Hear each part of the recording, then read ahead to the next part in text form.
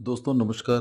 DTC Raipur द्वारा आयोजित IC38 के इस सीरीज ऑफ वीडियोस में आपका हार्दिक स्वागत है। इसके पहले कि ये वीडियो शुरू करें, हमारा निवेदन है कि आप हमारे सारे वीडियोस क्रमशः जो जारी किए जा रहे हैं उन्हें देखिएगा। कोई भी वीडियो स्किप मत कीजिए, क्योंकि अगर आप एक सीरीज में देखेंगे तो आपको विषय पर बेहतर आपकी समझ बनेगी। तो हमारा निवेदन है कि सारे वीडियोस को बहुत गंभीरता से देखिएगा। आज का जो वीडियो है उसका चैप्टर होगा बीमा का परिचय। ये पहला चैप्टर है IC38 का। बीमा क्या होता है, इसके बारे में हम इस पे चर्चा करेंगे। दोस्तों, ये जो पाठ्यक्रम है वो जीवन बीमा विषय पर है, इसलिए अधिकतर हम जो बातें करेंगे वो जीवन बीमा पर करेंगे। जीवन बीमा होता क्या है, ये कैसे काम करता है, इन सब विषयों पर हम विस्तार से इस अध्याय में बात करेंगे और अंत में हम जो है कुछ सवाल जवाब भी लेंगे जो आमतौर पे परीक्षा में पूछे जाते हैं। बीमे का एक परिचय जो है छोटा सा यहाँ पर दिया है, मैं इसको पढ़ता हूँ फिर उस पर अपन बात करते हैं। हमारे आसपास अनेकों अप्रिय घटनाएं घटती रहती हैं। आग, बाढ़, भूकंप, बिजली गिरना, भूस्खलन, मृत्यु, अकाल मृत्यु, ये सभी अप्रत्याशित होती हैं जो प्रायः अधिक हानि, भयंकर भय और शोक का कारण बनता है, जिसे हम हानि होने का जोखिम कहते हैं। इस भय या जोखिम को बीमा कंपनी के पास हस्तांतरण करने की प्रक्रिया को बीमा कहते हैं। दोस्तों, जो बी- हम प्रत्येक व्यक्ति के जीवन में दो तरह के जोखिम होते हैं। एक होता है हमारे अपने जीवन का जोखिम, यानी हर व्यक्ति के जीवन में एक जोखिम होता है। जोखिम किस तरह का होता है? तीन तरह के जोखिम होते हैं हमारे जीवन में। एक तो हमारे मृत्यु का जोखिम होता है, यानी व्यक्ति की भी मृत्यु किसी भी समय किसी भी कारण से हो सकती है। तो यह एक बहुत बड़ा जोखिम है हम सबके जीवन में। दूसरा, हमारे जीवन में एक जोखिम है कि हम बहुत गंभीर रूप से बीमार हो सकते हैं, यानी बीमारी जो है ये भी एक जोखिम है। अगर बीमार हम पड़ते हैं तो हमारी मृत्यु तो नहीं होगी, लेकिन हमारी जो इनकम है वो सीज हो सकती है या बंद हो सकती है। यानी मान लीजिए लंबे समय तक हम या किसी गंभीर बीमारी से ग्रस्त हो जाते हैं तो उससे हमारी जो इनकम है वो बंद हो जाएगी। हम काम काज करने योग्य नहीं रहेंगे और हमारे खर्चे एज इट इज रहेंगे, क्योंकि हम जीवित हैं। तीसरा एक जो जोखिम हम सबके जीवन में है वो है लंबे आयु तक जीवित रहना। यानी अगर कोई व्यक्ति 80 90 100 साल तक जिंदा है तो वो ये भी एक तरह का जोखिम है, क्योंकि उस आयु में हमारे पास कोई इनकम नहीं है, लेकिन हम चूंकि जीवित हैं तो हमारे खर्चे एज इट इज रहेंगे। तो ये तीन तरह के जोखिम हमारे जीवन में है। तो इस जोखिम को अगर हम बीमा कंपनी की तरफ हस्तांतरित करें, यानी जैसे मृत्यु का जो भय है, मृत्यु का जो जोखिम है, अगर वो मेरे जीवन में है, यानी अगर मैं ना रहूं तो मेरी वजह से मेरे परिवार को जो आर्थिक क्षति होगी या मेरे नहीं रहने से उनके सामने जो आर्थिक समस्या खड़ी हो जाएगी, तो वह मेरे लिए एक चिंता का विषय है या मेरे लिए एक जोखिम है। तो उस जोखिम को कम करने के लिए मैं एक व्यवस्था कर सकता हूँ कि एक बीमा कंपनी से मैं 10 लाख, 15 लाख, 50 लाख, 1 करोड़, जितनी मेरी हैसियत है या जितने मेरे न रहने पर परिवार को आर्थिक क्षति होने वाली है, उसको कंपनसेट करने के लिए, उसकी क्षतिपूर्ति के लिए मैं एक बीमा पॉलिसी ले सकता हूँ किसी बीमा कंपनी से। तो यानी मेरा जो जोखिम है उसको मैं अपने जोखिम को एक दूसरे के पास स्थानांतरित कर दिया, यानी बीमा कंपनी को स्थानांतरित कर दिया। तो इसी प्रक्रिया को बीमा कहते हैं। तो जोखिम की जहाँ तक बात है दोस्तों, तो मैंने बताया था कि हमारे जीवन में दो तरह के जोखिम होते हैं। एक होता है हमारे व्यक्तिगत जीवन का जोखिम और दूसरा होता है हम जिन वस्तुओं का इस्तेमाल करते हैं उनका भी जोखिम है। जैसे हमारे पास बहुत सारे प्रॉपर्टी होती है, हमारे पास बहुत सारी चीज़ें होती है, जैसे हमारे पास कार है, दुकान है, मकान है और तमाम जो चीज़ें हैं, यदि उनका हमें कोई नुकसान होता है, यानी चोरी से, बाढ़ से, भूकंप से या और किसी तरीके से अगर उनमें नुकसान होता है, तो यह भी हमारे लिए एक आर्थिक जोखिम है कि उसका नुकसान हमें वहन करना पड़ेगा। तो हम उन चीज़ों को जो है इंश्योरेंस करा के उसका जोखिम को कम कर सकते हैं।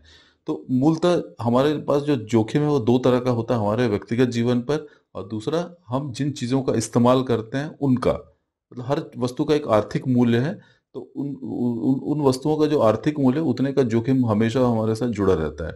तो यहाँ पर ये समझना पड़ेगा कि ये तो दो तरह के जोखिम है, इनको दो भागों में हम बांट सकते हैं, एक जीवन बीमा और एक है साधारण बीमा। पहला हमारे जीवन का जो जोखिम है उसको हम जीवन बीमा कहते हैं, और हम जिन वस्तुओं का इस्तेमाल करते हैं उनको उनका जो जोखिम है वो साधारण बीमा के तहत आती हैं। तो बीमा यहीं से दो भागों में बढ़ता है, एक जीवन बीमा और एक साधारण बीमा। यहाँ पर आप जो परीक्षा देने जा रहे हैं IC38 के माध्यम से, यह परीक्षा जो है जीवन बीमा एजेंट बनने के लिए, अभिकर्ता बनने के लिए। तो आपको स्पष्ट हो गया होगा कि जीवन बीमा क्या होता है और साधारण बीमा क्या होता है। अगर आप अपनी कार का बीमा कराते हैं या आप अपनी दुकान का बीमा कराते हैं तो वो साधारण बीमा कहलाएगा, और आप अपने जीवन का अगर बीमा कराते हैं तो वो जीवन बीमा कहलाएगा। ठीक है? तो हम यहाँ पर अधिकांश जो चीज़ें हैं वो जीवन बीमा पर ही बात करेंगे। कहीं कहीं पर साधारण बीमे का भी जिक्र होगा, इसलिए मैंने थोड़ा सा आपको स्पष्ट कर दिया कि साधारण बीमा होता क्या है। बीमे का इतिहास जो है ये कुछ महत्वपूर्ण है। यहाँ पर आप बहुत ज़्यादा समझने की आपको आवश्यकता नहीं है, लेकिन कुछ डेट्स हैं, तिथियां हैं, जिनको आप याद रखिएगा, और ये अक्सर पूछी जाती हैं। तो बीमा का इतिहास जो है वो बहुत पुराना है ना। इसमें जो कुछ चीज़ें आपको याद रखनी है वो एक है कि बीमे का आधुनिक अवधारणा लंदन के लॉयड कॉफी हाउस से है। तो जिस तरीके से बीमा काम करता है, उसको वो जो उसका जो स्वरूप है आज लंदन के लॉयड कॉफी हाउस से शुरू हुआ था। ठीक है? तो इसमें आपको लंदन याद रखना है, लॉयड्स कॉफी हाउस याद रखना है।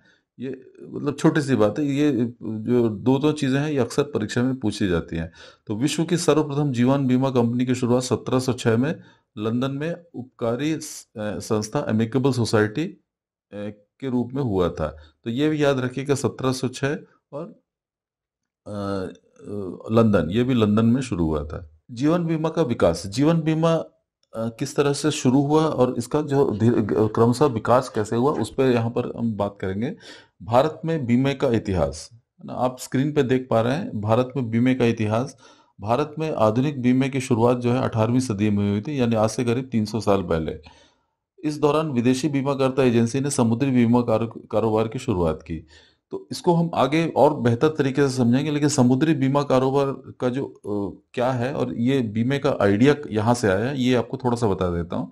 दोस्तों, क्या होता था कि पहले ज़माने में या आज भी जो है, जो माल है, मतलब जो कारोबार का जो माल है वो एक देश से दूसरे देश के लिए समुद्री जहाज के माध्यम से भेजा जाता रहा है।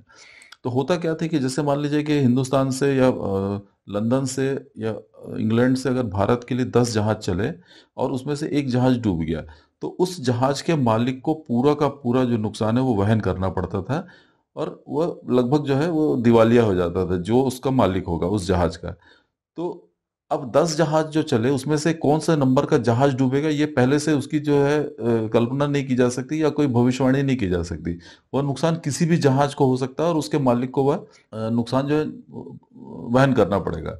तो उन 10 जहाज के मालिकों ने मिलकर एक चीज तय की कि अपन ऐसा करते हैं कि एक कोष या फंड बना लेते हैं, जिसमें कुछ राशि जो है, निश्चित राशि, सभी लोग मिलकर जमा करते हैं, और जिसका भी जहाज डूबेगा रास्ते में, उस मालिक को उस फंड में से या उस कोष में से हम जो है उसकी उसकी जो उसका जो नुकसान है उसका हर्जाना या भरपाई जो है कुछ हद तक कर दें।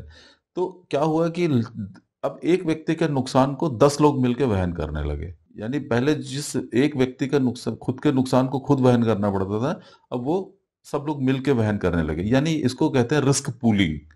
मतलब इसको रिस्क पूलिंग कहते हैं। ये शब्द याद रखिएगा, रिस्क पूलिंग जो है ये बीमा कारोबार में बड़ा महत्वपूर्ण है, या इसको समझने के लिए, है ना।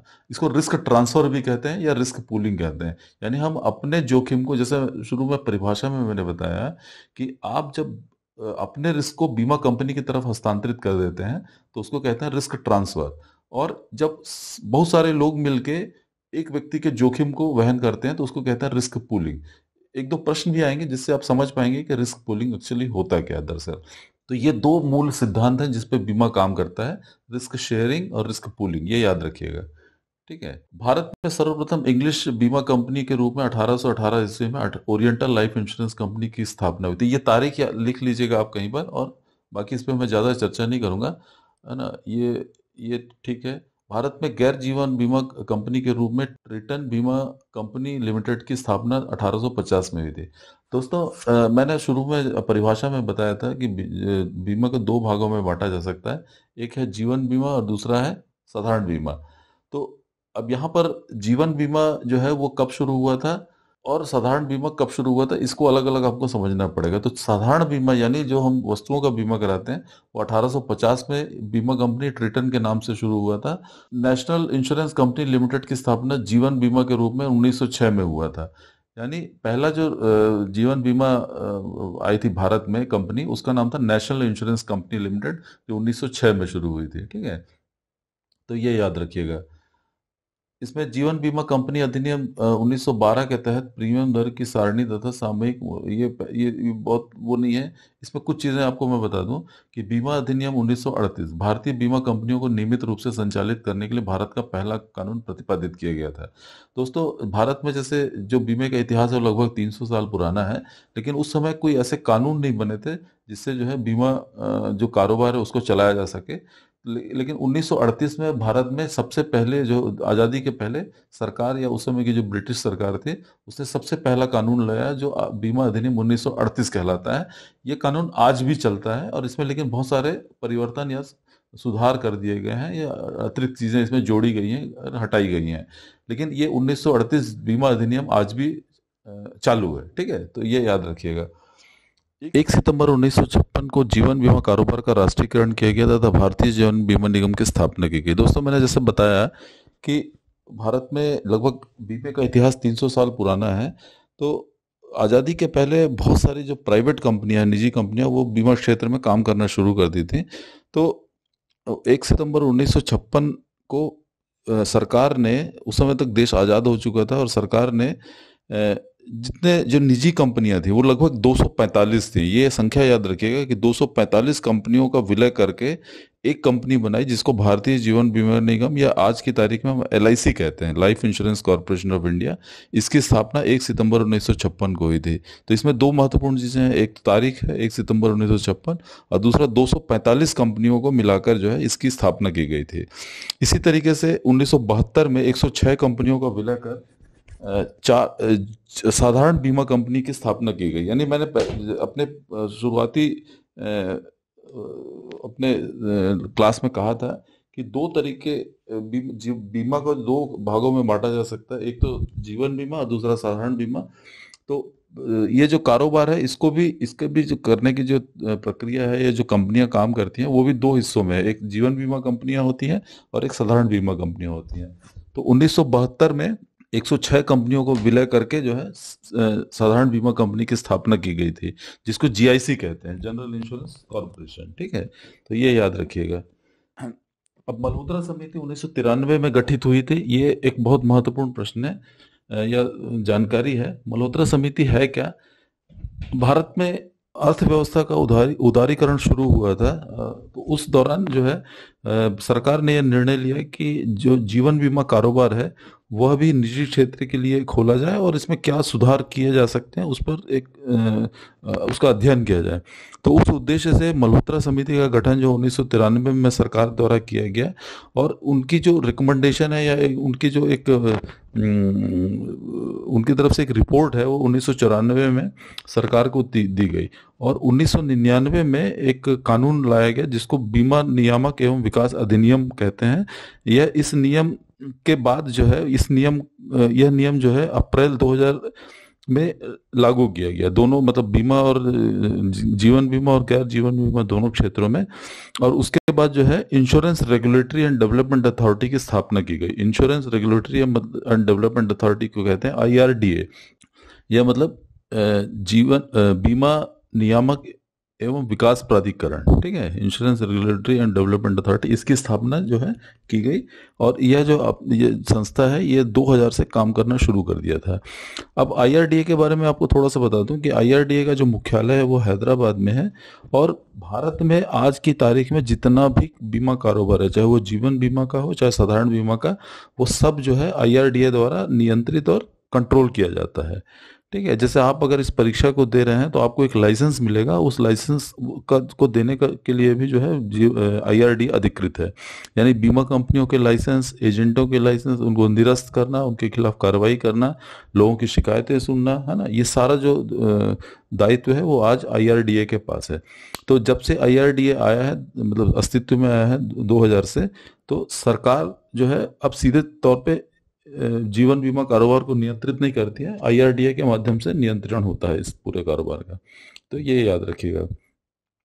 भारत सरकार के तहत डाक विभाग कि डाक जीवन बीमा कारोबार आईआरडीए के नियंत्रण से मुक्त है। तो जैसे दोस्तों हमारे घर के आसपास जो डाक विभाग होते हैं ना, वो भी बीमा का काम करते हैं, लेकिन उनका जो बीमा है वो बहुत छोटे साइज का होता है, छोटे छोटी पॉलिसियां करते हैं। वो जो कारोबार है वो आईआरडीए के अधीनस्थ नहीं आता, वो इंडिपेंडेंटली डाक विभाग खुद करता है। तो ये प्रश्न भी अक्सर पूछा जाता है। जैसे मैंने बताया था कि जीवन बीमा कारोबार का जब राष्ट्रीयकरण किया गया था, एलआईसी की जब स्थापना की गई थी, तो एक 245 कंपनियों को मिलाकर ये बना था। यानी यहाँ पर आप देख सकते हैं कि 170 कंपनियां जीवन बीमा की थी और 75 भविष्य निधि की कंपनियां थी। दोनों को जोड़ेंगे तो 245 हो जाता है। अब ये बहुत महत्वपूर्ण नहीं है, यहाँ कुछ तिथियां हैं, इनको आप देख लीजिएगा कि भारत में पूंजी बाजार को कौन नियंत्रित करता है, सेबी। भारत में बैंकों को कौन नियंत्रित करता है, reserve bank of India. IRDA की स्थापना 2000 में किस एक्ट के द्वारा हुई थी, तो उसको है आईआरडीए एक्ट 1999, है ना। ये थोड़ा सा याद रखिएगा। और उसके बाद ऐसे अभिकर्ता जो जीवन बीमा, साधारण बीमा और स्वास्थ्य बीमा का कार्य कर सकते हैं, उनको क्या कहा जाता है, उनको कंपोजिट इंश्योरेंस एजेंट कहा जाता है, संयुक्त बीमा अभिकर्ता। यानी इसका जो लाइसेंस है, जीवन बीमा का अलग, साधारण बीमा का अलग और स्वास्थ्य बीमा का अलग अलग दिया जाता है। अगर किसी अभिकर्ता के पास, एजेंट के पास अगर तीनों लाइसेंस है, तो वो उसको कंपोजिट इंश्योरेंस एजेंट कहते हैं। अब क्या है, बीमा इंश्योरेंस और जीवन बीमा इंश्योरेंस में क्या अंतर है? बीमा भारत में पहली भारतीय बीमा कंपनी क्या है? Bombay mutual assurance society limited, है ना। तो ये याद रखिएगा। अब एक छोटा सा इसमें दोस्तों एक छोटी सी चीज़ दी है, बीमा किस तरीके से काम क्षतिपूर्ति करता है। तो बीमा जो है उसका साइकिल क्या है या चक्र क्या है, कि अगर जैसे मान लीजिए आपने अपने एक मोटर कार खरीदी है या कार खरीदी है, तो उसका आप बीमा कराएंगे, क्योंकि अगर दुर्घटनाग्रस्त या चोरी होती है तो उसका आपको नुकसान होता है। मान लीजिए तो चोरी, दुर्घटना या और किसी तरह के नुकसान के लिए आपने बीमा कराया और वो घटना घट गई, ठीक है, वो कार दुर्घटनाग्रस्त हो गया, तो आप उसमें बीमा कंपनी को दावा करेंगे कि मैंने आपकी कंपनी से अमुक गाड़ी का बीमा कराया था और इसमें ये नुकसान हुआ है, तो उसकी भरपाई करें। तो बीमा कंपनी उस व्यक्ति को जो भी नुकसान, क्षतिपूर्ति है वो कर देती है। तो इस तरीके से बीमे का साइकिल होता है। यानी सबसे पहले आप बीमा कराएंगे और जिस घटना के लिए आपने बीमा कराया है वो घटना अगर घटित होती है तो उसका आपको दावा करना है। यानी चोरी, जीवन बीमा के कंडीशन में मृत्यु, है ना, तो उस वो दावा करना पड़ेगा बीमा कंपनी को। और उस दावे के प्राथमिक जांच करने के बाद बीमा कंपनी जब भुगतान कर देती है तो बीमे का साइकिल पूरा हो जाता है। दोस्तों अब जैसे मैंने पहले कहा था कि हम कुछ प्रश्न उत्तर भी लेंगे। निम्नलिखित में से भारत में बीमा उद्योग का नियामक कौन है? मैंने बताया था ना कि आज की तारीख में भारत में बीमा उद्योग का नियामक जो है वो insurance regulatory and development authority, IRDA कहते हैं जिसको, भारतीय बीमा विनियामक एवं विकास प्राधिकरण, इरडा। ठीक है, ये उसका विकल्प नंबर 2। तो आप यहाँ पर आप देख सकते हैं कि हर प्रश्न का जो उत्तर है वो यहाँ पर दिया हुआ है। जैसे ये लाल में आप देखेंगे आंसर नंबर 2, यानी इस प्रश्न का उत्तर जो है वो विकल्प 2। ठीक है। जीवन बीमा का परिचय, निम्नलिखित में से जोखिम को का कम महत्वपूर्ण बोझ है, इसमें इसका भी उत्तर है, उसका उत्तर है 3। 3 को हम समझते हैं कि भविष्य में संभावित हानियों को पूरा करने हेतु आरक्षित निधि अलग बचाकर रखना। ठीक है।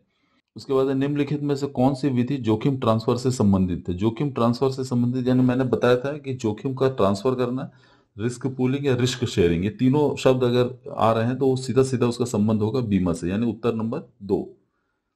निम्नलिखित परिदृश्यों में किसके लिए बीमा की आवश्यकता होती है? इसका उत्तर है 1, परिवार का एकमात्र कमाने वाला जिसकी असामयिक मृत्यु हो सकती है। ठीक है। तो सबसे ज्यादा जो रिलेवेंट है, यानी सबसे ज्यादा जो प्रासंगिक है कि किसको बीमा कराना चाहिए, वो उसका विकल्प है 1। यानी परिवार का अगर एक मुखिया है जिस पर पूरा परिवार अगर निर्भर है, तो उस व्यक्ति को की असामयिक मृत्यु होने की संभावना को देखते हुए उसका बीमा होना सबसे ज्यादा जरूरी है। अगला प्रश्न है, निम्नलिखित में से कौन सा बीमा योजना सरकार द्वारा नहीं बल्कि बीमाकर्ता द्वारा प्रायोजित है? इसका उत्तर है 3, जन आरोग्य योजना। जन आरोग्य योजना के बारे में अगर आपको समझना है तो आप गूगल कर लीजिएगा, आपको पता चल जाएगा कि जन आरोग्य योजना क्या है और किसके द्वारा संचालित की जाती है। जोखिम पूलिंग के जरिए किए जाने वाले जोखिम ट्रांसफर को क्या कहते हैं? फिर दोस्तों मैंने बताया था कि जोखिम पूलिंग, रिस्क शेयरिंग और इस तरह के शब्द अगर आते हैं तो उसका सीधा सीधा संबंध है बीमा से, यानी उत्तर नंबर 3। उसके बाद अगला है, जोखिम घटने के अवसरों को कम करने संबंधी उपायों को क्या कहते हैं? इसको कहते हैं 2, हानि रोकथाम, रिस्क प्रिवेंशन। ठीक है। जो बीमाकर्ता को जोखिम ट्रांसफर करने पर क्या संभव है? इसमें इसका जो उत्तर होगा चौथा होगा, शांतिपूर्ण अपने कारोबार को अधिक प्रभावी बनाने की योजना। यानी इसका मतलब ये हुआ दोस्तों कि हम बीमा करने का उद्देश्य, जैसे अगर आप इसमें अन्य विकल्पों को देखेंगे तो लापरवाह होना, है ना, बीमा से धन प्राप्त करना या जोखिमों को अनदेखा करना, ये सब हमारा उद्देश्य नहीं होता बीमा करने का। बीमे का करने का उद्देश्य ये होता है कि हम मतलब अपने कारोबार को या अपने जीवन को शांतिपूर्ण ढंग से चला सकें। अगर जब बीमा हम करा लेते हैं तो हम अब एक निश्चिंत हो जाते हैं उस दिशा से, इसलिए उसका उत्तर होगा 4।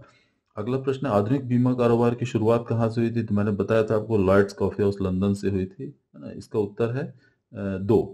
अब अगला है 4 नंबर, 10वां नंबर, बीमा के संदर्भ में जोखिम अपने पास रखना ऐसी परिस्थिति को संकेत करता है जहां व्यक्ति स्वयं ही जोखिम और उसके प्रभाव को झेलने के लिए का निर्णय लेता है। जैसे मान लीजिए कि आपके पास अगर एक 10 लाख की गाड़ी है और आप उसका बीमा नहीं कराना चाहते हैं, इसका मतलब ये हुआ कि आप उस जोखिम को स्वयं लेने के लिए तैयार हैं, तभी आपने उसका बीमा नहीं कराया। निम्नलिखित में से कौन सा कथन सही है? इसका विकल्प है 4, संपत्ति की हानि होने पर बीमा भुगतान करता है। ठीक है, बीमा आस्ति की सुरक्षा करता है, ये भी नहीं है।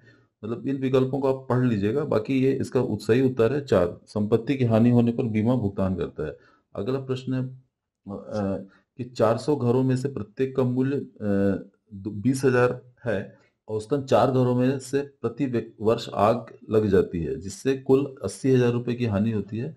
इस हानि की क्षति के लिए प्रत्येक घर के मालिक को वार्षिक कितना अनुदान देना पड़ेगा? ये दोस्तों रिस्क पूलिंग या रिस्क शेयरिंग को समझने के लिए ये बड़ा महत्वपूर्ण प्रश्न है। इसमें एक एक बस्ती में 400 घर हैं और हर घर का मूल्य जो है 20,000 रुपए है। ठीक है, यानी उसके कुल कितने का प्रॉपर्टी है उस बस्ती में, अपन को उससे मतलब नहीं है। अब यहाँ पर ये बताया जा रहा है कि 4 घर जो है जल जाते हैं साल भर में, मतलब आग से जल जाते हैं। तो एक घर 20,000 का है, तो 4 घर अगर जले तो 80,000 रुपए का नुकसान उस बस्ती में सबको मिलाकर होता है। यानी किसके घर जलेंगे ये तो नहीं कहा जा सकता, 80,000 रुपए का नुकसान हो गया। ठीक है, इससे कुल 80,000 की हानि होती है। इस हानि की क्षतिपूर्ति के लिए प्रत्येक घर मालिक को कितना वार्षिक अंशदान देना पड़ेगा? यानी अगर वो 400 घर वाले मिलकर एक कोई फंड बनाए जिसमें कितना पैसा प्रति व्यक्ति अगर दे तो 80,000 रुपए का नुकसान जो हो रहा है हर साल बस्ती में, वो उसकी भरपाई की जा सके, तो उसका उत्तर होगा 200। यानी 200 रुपए अगर 400 लोग मिलकर जमा करते हैं तो कुल 80,000 रुपए जमा हो गया। अब जिनका भी घर जले, 400 घर है उसमें से किसी का भी घर जल सकता है, जिनका घर जलेगा तो उनको 80,000 रुपए उस फंड में से क्षतिपूर्ति कर दी जाएगी। तो ये बीमे का सिद्धांत है, बीमा ऐसे ही काम करता है। ठीक है, निम्नलिखित में से कौन सा कथन सही है? इसमें इस तरह के भी प्रश्न आएंगे कि प्रश्न कुछ नहीं रहेगा, 4 विकल्प रहेंगे, उसमें से कौन सा सही है कौन सा गलत है सिर्फ आपको बताना है। तो इसका उत्तर है 1, बीमा कुछ लोगों की हानि को बहुत लोगों द्वारा आपस में बांटने की विधि है। दोस्तों यहाँ पर एक चीज समझना है कि अगर जो बीमा कंपनियां होती हैं वो अपने से किसी को कुछ नहीं देती हैं, क्योंकि उनका अपना खुद का कोई फंड नहीं होता। जैसे मान लीजिए 10 लोगों ने बीमा कराया किसी कंपनी से, तो यानी 10 लोगों का पैसा अगर है, तो उसमें से अगर एक आदमी को नुकसान हुआ तो चूंकि ये संख्या अरब करोड़ों में रहती है इसलिए पता नहीं चलता, अगर 10-20 लोगों में रहेगी तो उसका असर दिखेगा। लेकिन जैसे मान लीजिए कि आपने अगर 10 लाख का बीमा रायपुर शहर में कराया है और बॉम्बे में किसी आदमी की मृत्यु होती है, 10 लाख का बीमा जिसने लिया हुआ, अगर उसको 10 लाख रुपए का भुगतान हो रहा है तो उसमें से 2 पैसा 5 पैसा आपका भी जाएगा, यानी आपके हिस्से का भी उसको दे मिलेगा। यानी इसको कहते हैं रिस्क शेयरिंग। एक व्यक्ति के जोखिम को कई लोग मिलकर जब वहन करते हैं तो उसको बीमा कहते हैं। और चूंकि ये व्यक्तिगत तौर पे ये इसका अरेंजमेंट करना मुश्किल है, इसलिए बीमा कंपनियां काम करती हैं जो इस पूरी व्यवस्था को चलाती हैं। ठीक है, अब उसके बाद बीमा करता जोखिम स्वीकरण के पूर्व संपत्ति एवं सर्वेक्षण का निरीक्षण की व्यवस्था क्यों करते हैं? इसका उत्तर है 1, मूल्यांकन के प्रयोजन हेतु जोखिम आकलन के लिए। यानी बीमा जो कंपनियां हैं वो जोखिम आकलन कराती हैं। जैसे मान लीजिए आपने अपनी दुकान का बीमा कराना चाहा और आपने कहा कि मेरे पास 1 करोड़ का स्टॉक है, तो बीमा कंपनी ये चेक कर सकती है कि वास्तव में आपके पास 1 करोड़ का स्टॉक है कि नहीं है ना। इसलिए मतलब और कितना रिस्क है उसमें। मान लीजिए आपकी दुकान नदी के किनारे है जहाँ हर साल बाढ़ आती है, तो बीमा कंपनी ये कह सकती है कि आपकी दुकान का हम बीमा इसलिए नहीं करेंगे क्योंकि यहाँ जोखिम बहुत ज्यादा है। आखिरी जो है 15वां नंबर है, निम्नलिखित में से कौन सा विकल्प बीमा प्रक्रिया को पूर्ण रूप से समझाता है? कुछ लोगों की हानि को कई लोगों द्वारा आपस में बांट लेना। इसके बारे में मैंने दोस्तों बता दिया। अब ये 15 प्रश्न जो है हमने लिया, और ये प्रश्न अक्सर ऐसे पूछे जाते हैं या एक आइडिया के लिए, है ना। ये जो पहला अध्याय है हमारा ये समाप्त होता है, और अगले वीडियो में हम एक नए अध्याय के साथ आपसे फिर मिलेंगे। तब तक के लिए धन्यवाद, थैंक यू।